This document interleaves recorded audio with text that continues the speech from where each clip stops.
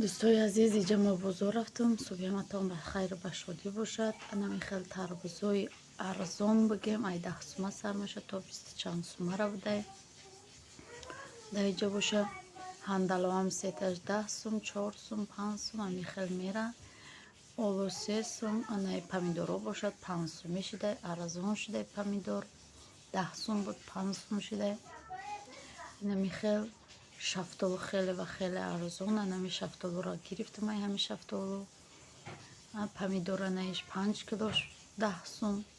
اینجا نکیم فقط همون 10 سوم میدوده. 10 سوم کم نمیدوده. همین خیلی کم تر خواستم همی را نشان بدیم. دوام ویدیو را تا آخر تماشا کنید. خیلی خرسند میشم. دوستای عزیز، چخالی که در ویدیو نشان دادم بازار رفته بودم. نم خیلی شفتالو خریدم 3 کیلوش 10 نمیقش 10 سوم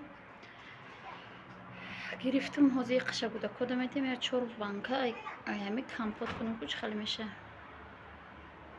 کدگی هم کمپوت کدگی هم یا برد برد نکیم بوی دفکو کنیم چه خالی میشه. بوی جا خرید کردیم. حاضر نشون میتونم چه خریدم. یک از بینو باور نمیکنه همشه خودم آوردم توقع.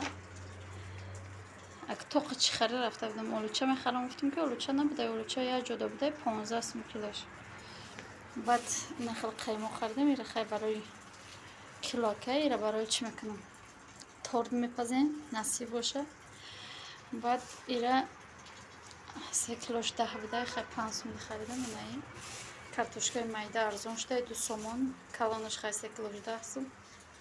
برای چی میشه یا میشوید سوشه قیم میروانی برای در دخوفکه پختن برای اوپاز خشروی برگلی هم ارزان شده 5 سوم کیلوش.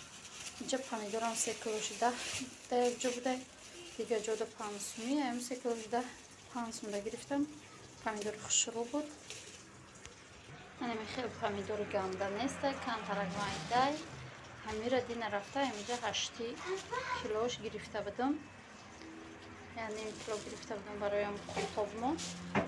اینم خیلی خریدی حاضر ایما حاضر نصیب باشه کمپا در شفتالو میتونم با نشان میتونم.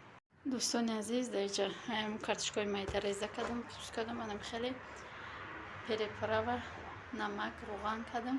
حاضر میمونم کارتشکا پدریوینسکی اینجا باشه نمیاره موندم. من خیلی 6 دونه اندوخته موندم در بانکو 5 تا بانک کشید. گفتم یاد تاشه بریده بمونم جدا نمیشیدم. من فکر کردم جدا میشوم اونجا نسنجیدم.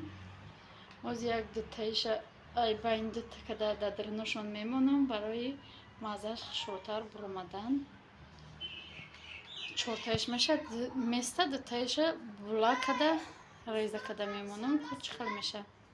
ایره باشه در دخوفکه میمونم تا پختنه خیلی یاد افتوار میمونم که بیستن شکر میریزیم شم میمونم بیستن در افتوار. دوستای عزیز اینم خیلی بریدم شم 2 تاشم. از شکر میدادم بعد دفتوک میمونم دیگه. من شکراشون هم دختم. اینمی پرنه و همی بکلی میده که به همی یک تا انداختم. هم چینم پیاله پرسته که ودوب نید ریختن برای همو بای چی کدم بای ریختم میمونم دفتوک که قویستن او خود مانکی پخت و اوجوشونده میدرویم. بعد ایالا محکم کنمشون همشه. اینمی خیلی افتوک ده موندمشون. دوستای عزیز این همشه محکم کردم. یک برو گویو که یک برو محکم کردم. اینمی خیلی جوش هنوزیمش نیش بخورم محکم کردم. این با به حد جوشه. اینمی خیلی تیار شده که در آوک. روز بخیر دوستانی عزیز. دیگر روز شما بخیر و شادی باشد. از اینجا چی میکنیم خمیر تورت میکنم. تورت برای افیر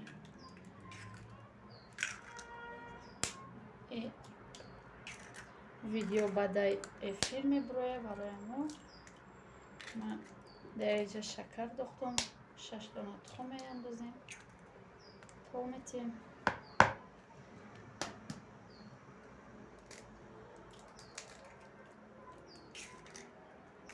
خواستم آن خمیرش نشون بدیم چقدر تیار کردم من.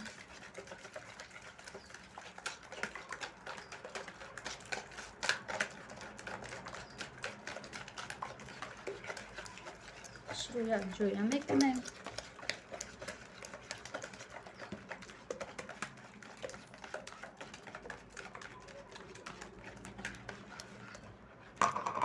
در اینجا چای کریم ای یک بار تورت کرده بودم اما موندگی امو را میاندازم در امی خمیر در امی تخم و شکر. اینم خیلی داختم یک جویا میکنیم با تا همش شروع چی شدنه یک جویا شدنه. خیلی لد میزنیم.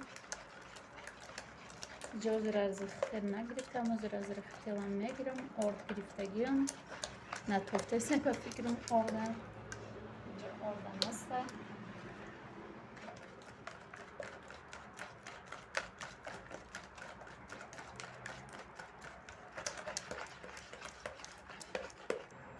نمی خیلی لد زده شیدم اینجا. بعد میاندازم اینمی قریب یک کاسه مایده کنیم. امو را میاندازم همشه با یک رازر خیتیل اینمی خیل میاندازم و همی رازر خیتیل استفاده میبرم فقط. میرم میاندازم نغز کرد یک جویا میکنیم تا همهش یک خیله شدنه.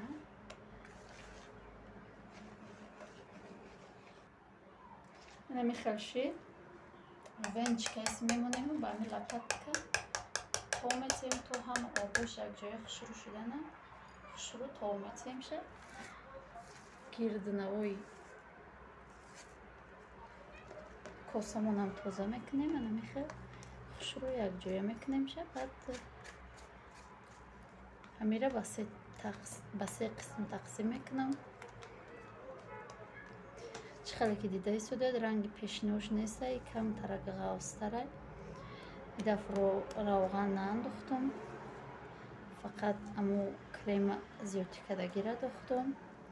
6 تخم شکر ورد نمیخواد تیار شد. از میگیریم در میپزیم که دستی قسم تقسیم میکنیم و میپزیم شد. این دفعه گیردنه و چارپینجه میخوایم خورد بکنیم برای همی خیلی میبریم. من اما وقتا خیلی که معلومه من وقتی نمیبرم برای همی کم کم کجله میشه.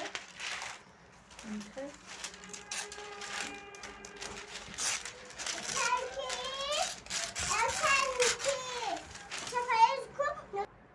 خیلی که گفتم میخوام چارکنجه کنم. من میخوام یکم لیست چارکنجه ده میگیرم و خیلی چنی پولنی کلون نمیکنم کمتر مایده تر برای که همو یک بار بخورم بوده که دویم بارا خیلی که میگم هر یک ولاکم ده اوقات یک بار کنم دویم بارشان نمیخورن بوده که دویم بارا بکشم بگم نمیخورن. تورتم هم خیلی همو 6 تن میخورن. خیلی با یک ثانیه نخوره دیگه هاش نمیخورن دویم باره. برای همو مایده ترنگ میکنم برای که هم یک بار شیشتگیشون ده بخورن یک چای سحری ده بخورن.